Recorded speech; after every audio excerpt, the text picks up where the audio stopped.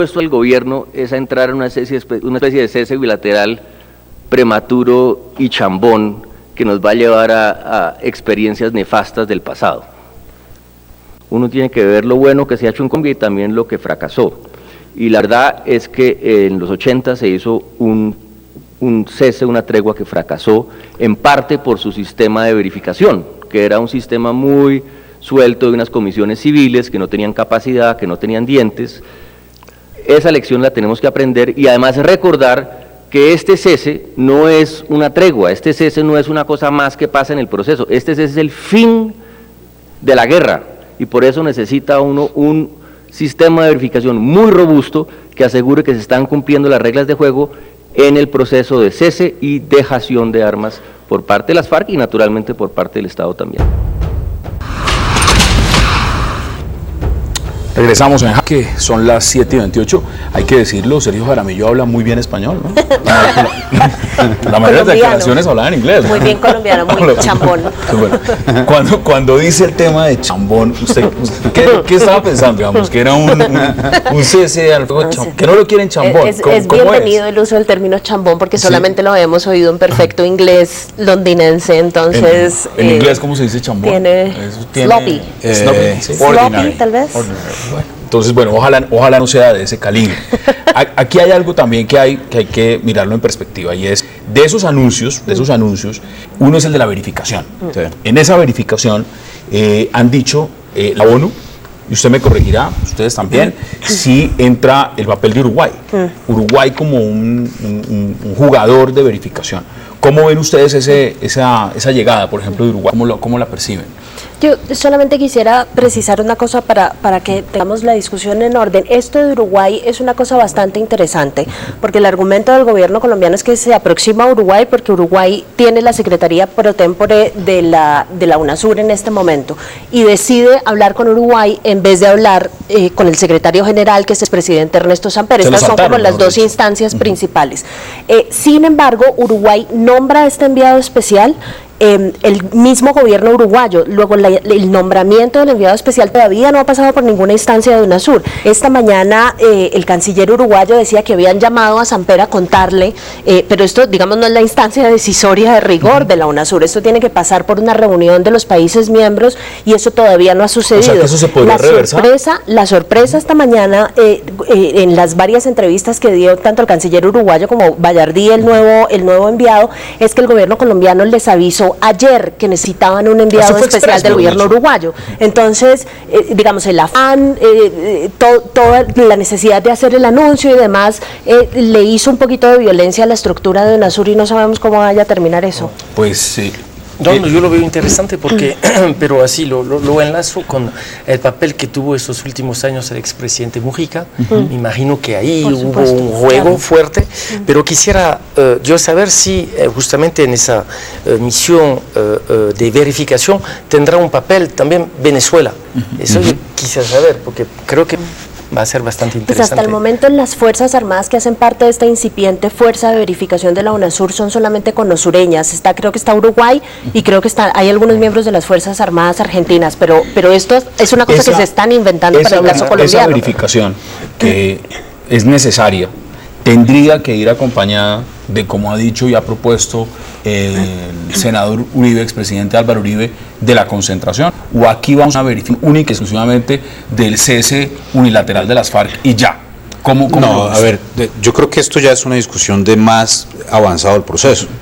¿Cómo es imposible en un país del tamaño de Colombia tener ¿qué puede hacer Ernesto Samper? ¿Cuánta gente tiene que contratar la UNASUR pues para que haya una verificación de que no están delinquiendo en las partes del país? O sea, para mí una condición obligatoria de cualquier proceso de paz que vaya a ser exitoso tiene que ser la concentración en la cual absolutamente toda la verificación internacional que se decida, ojalá no fuera la UNASUR, sino fuera, no sé, la OEA o cualquier otra entidad. Que la han pedido también. Que me parecería mucho más lógico eso, porque que entre la Unión Europea. A mí me parece muy complicado que Ernesto Samper dice que Ernesto Samper diga que la UNASUR que Venezuela es una democracia, pues estamos en una situación difícil. O sea, yo por ese lado no le tengo mucha confianza, preferiría otra instancia. Pero bueno, no importa. Si hay verificación, Y la verificación y esta concentración implica que los guerrilleros están allá, puede que estén armados.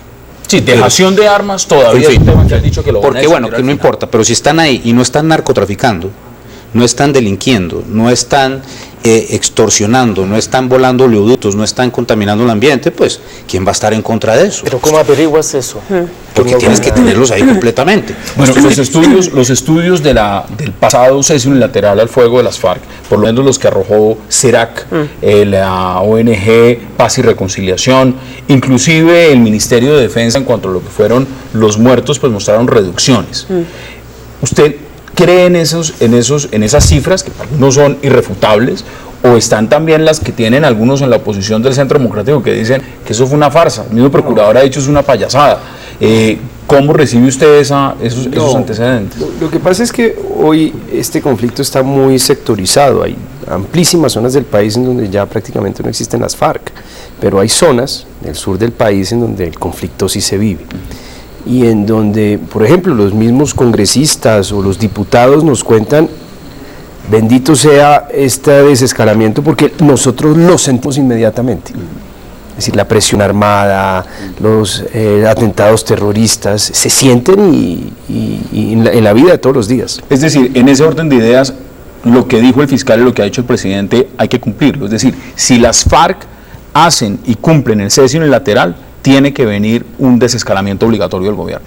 Sí, yo creo que es de lógica. Cuando existe una expectativa cierta, o una expectativa casi cierta de que se va a firmar un acuerdo de paz, de que estamos llegando hasta un punto, se legitima, digamos, la posibilidad de desescalar el conflicto, inclusive por parte defensiva del Estado, pero tiene que existir esa expectativa. Y ahí es donde está ya el tacto y la decisión política, que es muy delicada. Es que Pero lo además la peligroso es aquí oposición no se la caer en ha pasado- agradecimientos, es que uno no puede agradecer eso. O sea, esto es una lógica, estos tipos están en la ilegalidad, no pueden seguir matando colombianos, entonces uno no podemos caer en la tentación de decir es bienvenido, es la obligación de estos tipos, si quieren aceptar que la sociedad colombiana los perdone con menores penas, etcétera. Pero ¿cómo los va a perdonar, Alberto, si ellos han sido claros en su discurso y han dicho, mire, nosotros somos víctimas?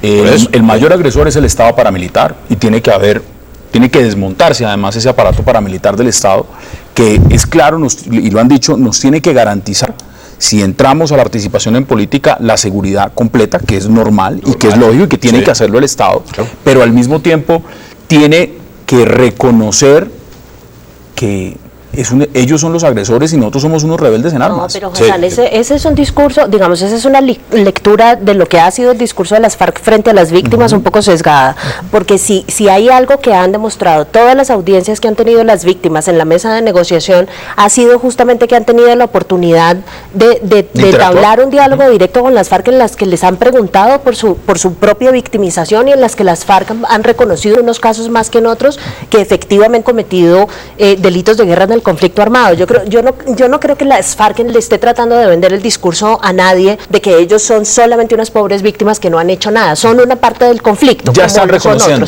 Sí, claro que sí. Ahora, yo creo que eso ha sido claro en las audiencias con las víctimas. Ahora, les quiero preguntar rápidamente por el papel que han jugado diferentes elementos en este proceso. En miras a lo siguiente, porque el presidente, para bien, para mal, unos creen en los límites, otros no. Unos creen que los 4 meses que dijo el presidente es un límite, otros creen que es sencillamente buscar ganar tiempo frente a unas elecciones regionales. ¿Cómo le ha parecido a usted, por ejemplo, desde afuera, el rol que ha jugado la comunidad internacional frente al proceso de paz colombiano?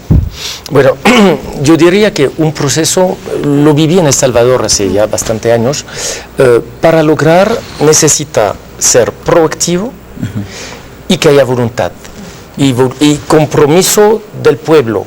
Ahí no sé si va a haber un referendo en un momento dado. Lo habían planteado, ya no se sabe si el gobierno por tiempos llegue a continuar con esa forma. Exactamente, pero asociar los colombianos me parece extremadamente importante. La comunidad internacional, pero hace años que acompaña a Colombia. O sea, lo celebra, me parece que lo ha hecho de manera perfecta. No es suficiente, ahora, no, por supuesto que no, y no es suficiente, pero acompaña desde años, y lo acompaña desde tanto tiempo que lo olvidamos. Ahora, se lo pregunto, Alberto, ¿a usted cómo le parece el rol que ha jugado el fiscal general de la Nación? A ver, una cosa que me parece importante de la comunidad internacional. Cualquier proceso de paz que ha comenzado el presidente Santos bajo cualquier lineamiento, bajo cualquier decisión, iba a ser totalmente acompañado por la comunidad internacional, porque esa es la regla número uno de la diplomacia. Uno no viene a decirle al presidente Santos, como presidente de Estados Unidos o como primer ministro de Inglaterra, a mí no me gusta lo que estás haciendo. Eso se hace por debajo de cuerda. Y claro que hay muchos comentarios de Estados Unidos a Colombia al respecto. O sea, todo el mundo, yo creo que Sandra sabe perfectamente, Rodrigo sabe perfectamente, la decisión del glifosato fue una cachetada para Estados Unidos, lo tomaron muy mal, ¿cierto? Pero no lo van a decir porque Colombia es un aliado en todas estas cuestiones. Vendrán negociaciones por debajo. Entonces vendrán negociaciones. No, pues ahora, dijeron un poquito. Ahora, a mí me parece, sinceramente lo digo, a mí me parece que la actuación del fiscal en toda esta cosa ha sido nefasta. Nefasta. A mí me parece increíble que la persona que tiene que velar por la justicia de Colombia esté en un tema de decidir sobre cómo se debe manejar el cuasi amnistía de estos personajes. Eso que lo hagan los políticos. El fiscal no es político. Bueno, el fiscal es una persona que tiene que culpar a los culpables, o sea, que ponerle penas a los culpables de las personas. El fiscal, el procurador. A mí me parece que el procurador, yo primero que todo, con todo lo que tiene que ver con la visión de sociedad del fiscal, etcétera, tengo una visión completamente diferente a la que tiene en cuanto a la religión, en cuanto a las libertades, etc. Con el procurador. Total, con el procurador.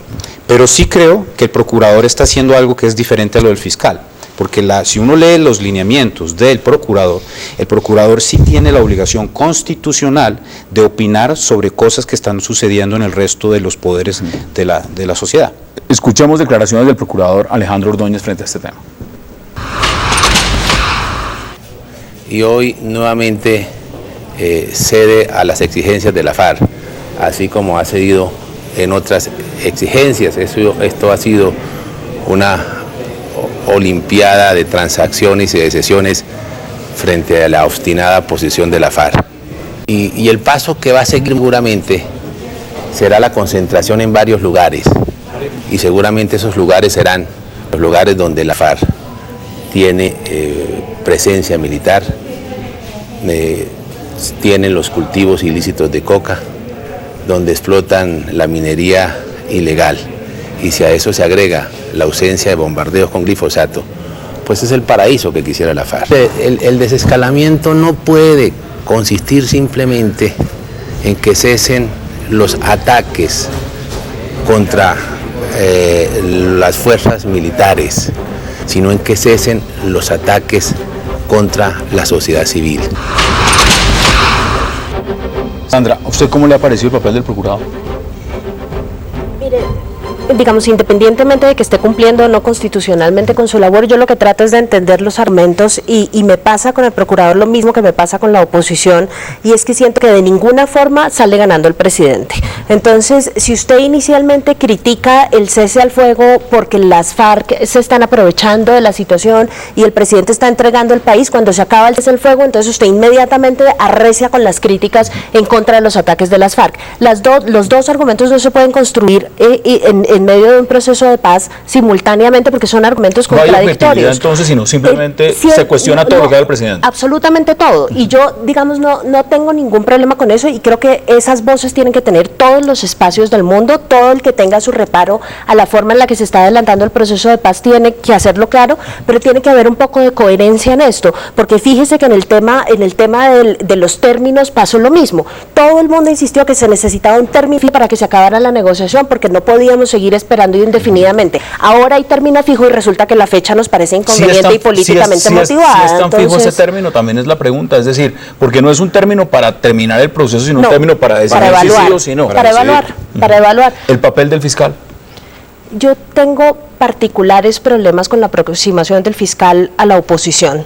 Creo que ha habido motivaciones de carácter político que yo he cuestionado constantemente, que le han hecho muchísimo daño a la institución de la Fiscalía, pero creo que en lo que tiene que ver con el proceso de paz, lo que está haciendo el fiscal también cae dentro de sus funciones constitucionales. El fiscal tiene que hablar de justicia transicional, y el fiscal, si tiene órdenes de captura y si tiene evidencia de que la guerrilla está cometiendo crímenes de lesa humanidad, pues tiene que judicializar procesar esos crímenes. Entonces, creo que tanto él como el procurador, en términos de lo que les dicta la Constitución, deben hacer en un proceso de paz, lo están haciendo Pero como lo deberían Sandra, hacer. el fiscal no debe decir, yo prefiero ver a Timochenko en el Congreso que echando bala. Eso no es el trabajo del fiscal.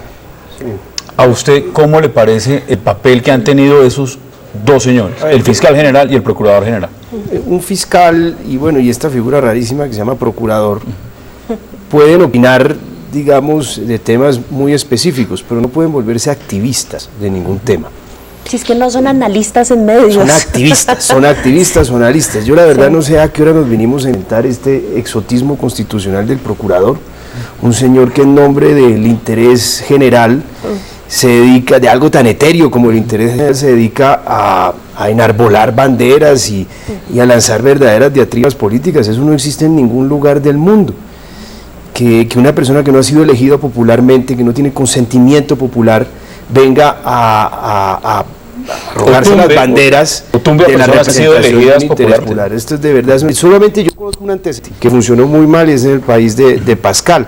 Durante todo el torbellino revolucionario se inventaron al tribuno de la República. Ir a un tribuno, como verá usted, son verdaderos tribunos. Pero, y no le preocupa, bueno, usted ha dicho que también el papel del fiscal no salió le preocupa, para nadie, pero digamos, cuando uno ve al se encarga de ser el ente acusador, sirviendo de consultorio jurídico en vez de acusar, que ha sido lo que ha hecho el fiscal en el proceso de La Habana, ¿cómo ve ese rol? Le reitero, yo creo que los representantes de organismos de control o sancionatorios deberían pronunciarse lo menos posible en los medios. Yo creo que deberían hablar de sus fallos. Y tienen alguna opinión sobre justicia, que lo hagan como actos políticos. En esto, bueno, esto en vivo son las 44. En el caso de la Fiscalía, que no tiene nada que ver con el proceso de paz, pero una noticia que es bien relevante, conocieron el caso de Teresita Barrera, de la juez que dejó libre en algún momento al hacker Sepúlveda a Alessandro Corridori. Pues el Tribunal Superior de Bogotá ordena el arresto de la juez Barrera en este momento. Entonces, bien coyuntural de lo que tiene que ver la justicia. Mire, para que entremos a rematar el tema del proceso de paz, porque vamos a un foro de innovación y democracia también.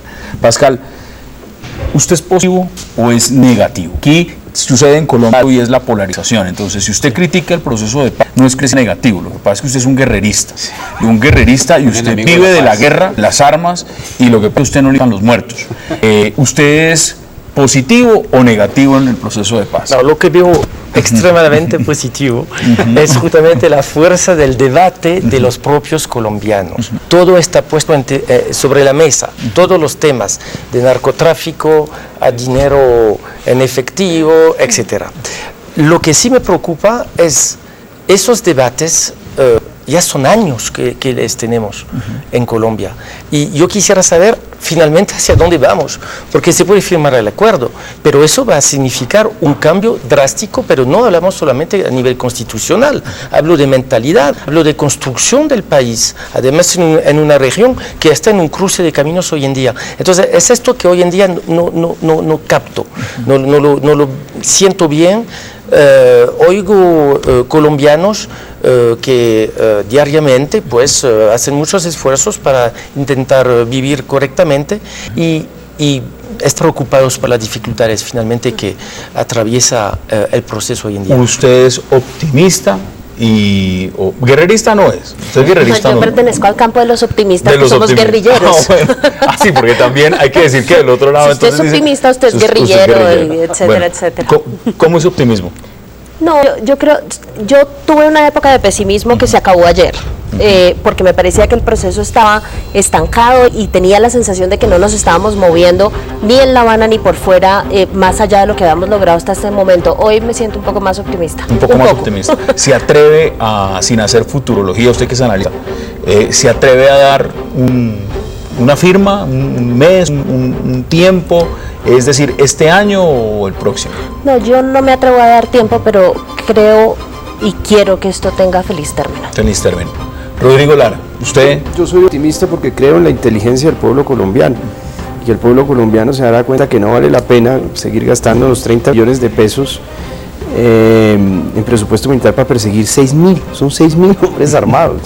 Sí, los que más los elevan dicen que son 8.000, máximo. 6.500. ¿Usted es optimista? A ver, yo pienso que algo en Twitter le dicen guerrerista. Le dicen enemigo de la paz, mano negra, todo absoluta, todo posible. A ver, mi trabajo es ser lo más escéptico posible sobre toda la situación. O sea, yo soy un analista económico.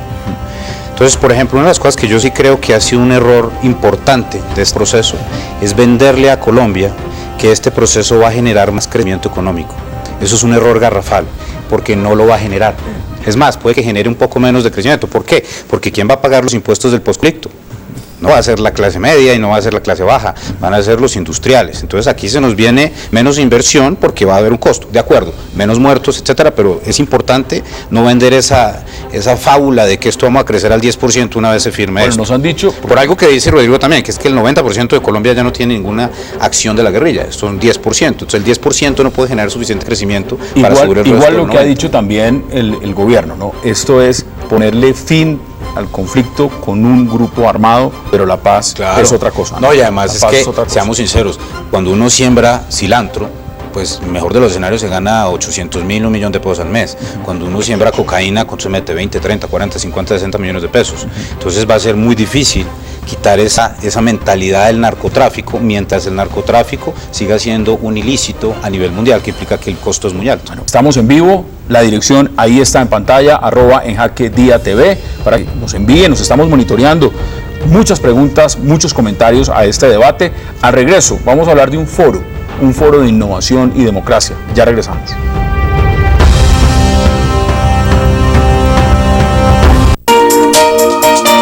Ya regresamos con En Jaque. Soy Pablo, asesor de Claro. Con Don Manuel aprendí que para hacer un pan verdaderamente especial, a la masa hay que agregarle un poquito de mantequilla, huevos, un toque de leche y amasarla suavemente, tal como lo hacía su abuelo. Don Manuel también aprendió que ahora puede hacer panes de todos los países, buscando en la biblioteca más grande del mundo. Cada empresa es diferente, cada solución también, y eso es Claro.